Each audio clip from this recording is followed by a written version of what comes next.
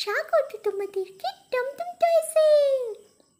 হ্যাঁ বন্ধুরা, তোমরা তো সবাই চলে এসছো দেখছি আজকে। বাবা বাবা, খুব ভালো। তোমরা ভালো আছো তো? হ্যাঁ দাদু, আমরা ভালো আছি, কিন্তু আজকে আমরা সেই গণেশের কাহিনীটা শুনবো। হ্যাঁ দাদু, সেই গণেশের যে মুন্ড পরিবর্তন হয়ে গেল, সেই কাহিনীটা শুনবো। দাদু তাড়াতাড়ি শুরু করো, তাড়াতাড়ি শুরু করো। হ্যাঁ হ্যাঁ, গণেশের কিভাবে মুন্ড পরিবর্তন হয়ে গেল সেই কাহিনীটাই আজকে বলবো। তোমাদেরকে শনিদেবের কাহিনী বলেছিলাম না?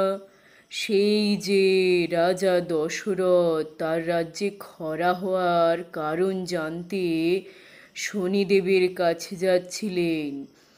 ইন্দ্রদেব পাঠালেন শনিদেবের কাছে যে রোহিণী নক্ষত্রের ওপর শনিদেবের দৃষ্টি পড়েছে।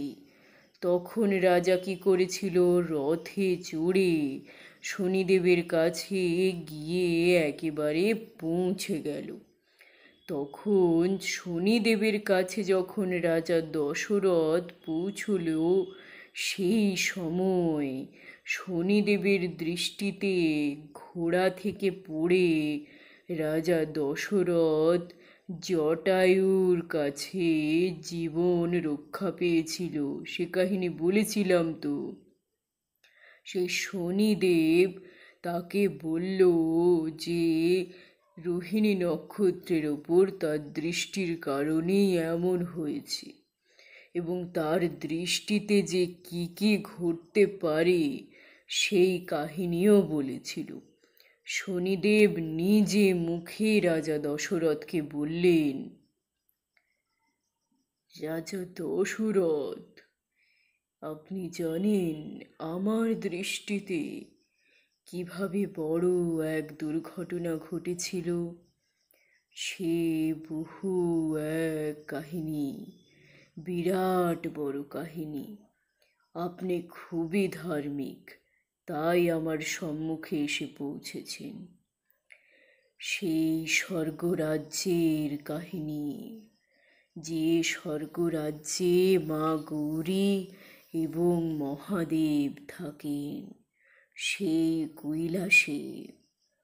একদিন এই কৈলাসে মা গৌরী এবং মহাদেবের পুত্র সন্তান জন্মের কথা চারিদিকে ছড়িয়ে পড়ল। মা গৌরী জন্ম দিলেন তার ছোট পুত্র গণেশকে, এবং সে গণেশ বড়ই মা গৌরীর আদরের, তার ছোট পুত্র।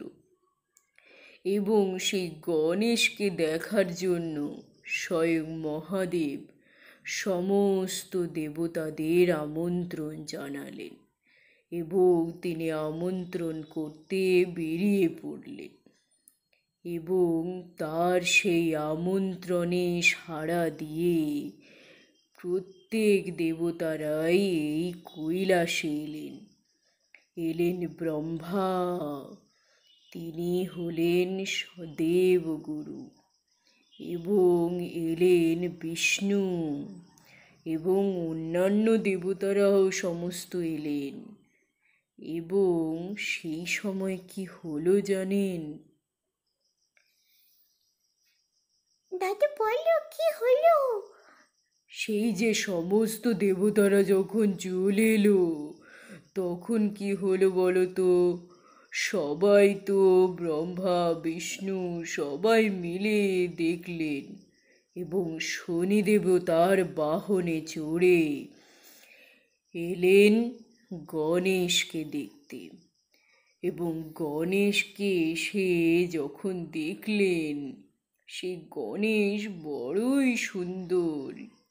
তাকে দেখে সবাই খুবই খুশি হলো, সমস্ত দেবতারাও খুব আনন্দ পেল।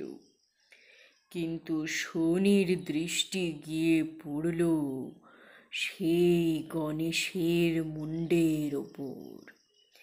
এবং যখনই শনির দৃষ্টি সেই মুন্ডের ওপরে পড়ল, তখন গণেশের মুণ্ড তার দেহ থেকে আলাদা হয়ে গেল।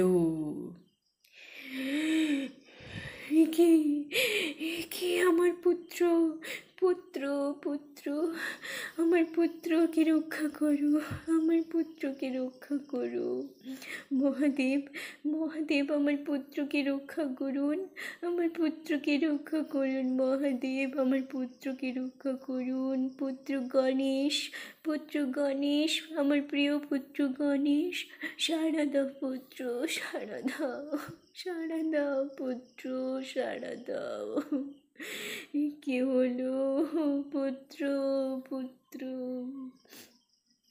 এই পুত্র শোকে মা গৌরী রেগে গিয়ে মহাদেবের ত্রিশূল হাতে নিয়ে চলল একেবারে শনিদেবকে হত্যা করতে, এবং রাগে সেই ত্রিশূল নিয়ে তিনি শনিদেবের কাছে একদম এগিয়ে যাচ্ছেন। তখন ব্রহ্মা এবং বিষ্ণু এবং মহেশ্বর তিনজনেই তার শক্তি প্রয়োগ করে দেবী গৌরীর ক্রোধ আকর্ষণ করে নিলেন এবং দেবী গৌরীকে শান্ত করলেন এবং শান্ত করলেন।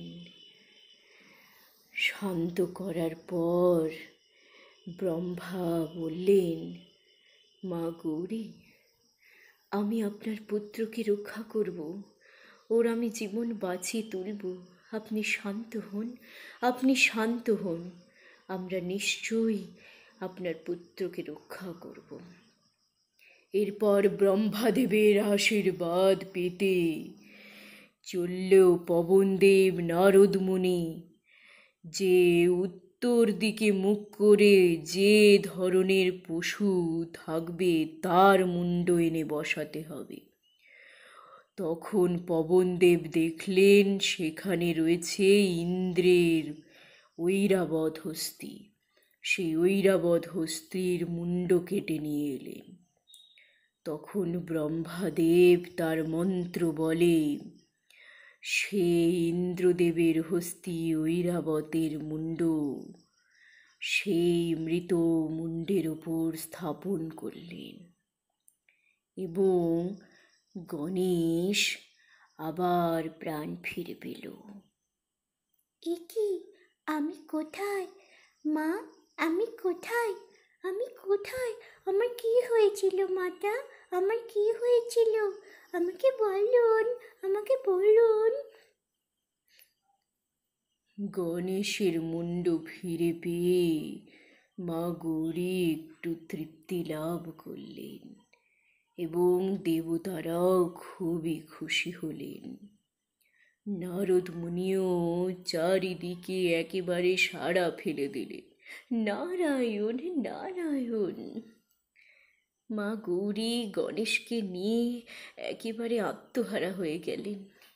আমার পুত্র, আমার পুত্র, আমি তোমাকে ফিরে পেয়েছি পুত্র, আমি তোমাকে ফিরে পেয়েছি। ও আমার যে কি আনন্দ হচ্ছে পুত্র, আমি যে তোমাকে হারিয়ে ফেলেছিলাম পুত্র, আমার প্রিয় পুত্র, আমার প্রিয় পুত্র গণেশ, আমার প্রিয় পুত্র গণেশ, আমার প্রিয় পুত্র গণেশ।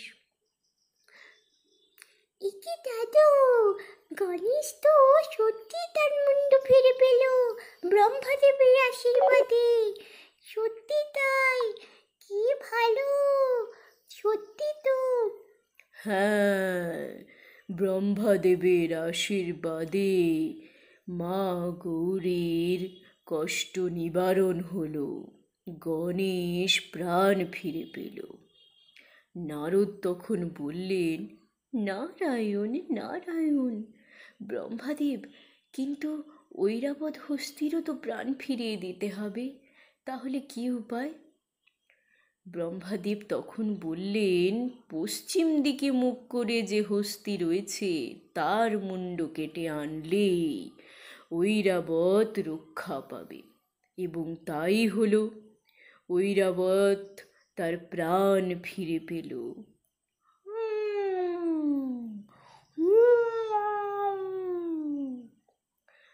মা গৌরী তখন সমস্ত দেবতাদেরকে বললেন,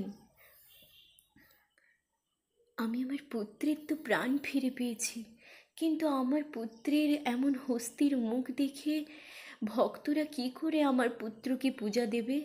কি করে আমার পুত্রকে পূজা দেবে ব্রহ্মাদেব? আপনি বলে দিন, এই হস্তির মুখ কোনো দেবতার চেয়ে হয় না? কি করে এটা সম্ভব হবে? হ্যাঁ, আমার আশীর্বাদেই সম্ভব হবে। আপনার পুত্র গণেশকে আমরা আশীর্বাদ দান করলাম। এই পুত্রকে গণেশ নাম দিয়ে সারা পৃথিবী জানবে, এবং সমস্ত দেবতার পুজোর আগে এই গণেশের পুজো হবে। তবে সমস্ত দেবতার পুজো সুসম্পন্ন হবে। এবং ব্রহ্মাদেবের এই কথায় সমস্ত দেবতা একমত হয়ে গণেশকে আশীর্বাদ দিলেন। মা গৌরীও খুব খুশি হলেন। হ্যাঁ দাদু, সত্যি তাই, সমস্ত পুজোর আগে তাই গণেশ পুজো করা হয়। এবারে তার কারণ বুঝেছি। হ্যাঁ, একদমই তাই। সমস্ত দেবতার পুজোর আগে তাই ব্রহ্মাদেবের আশীর্বাদে গণেশ পুজো করা হয়। এই গণেশ পুজো না সম্পন্ন হলে কোনো পুজোই সুসম্পন্ন হবে না। বুঝতে পারলে তো? তাহলে তোমরা মনে রাখবে।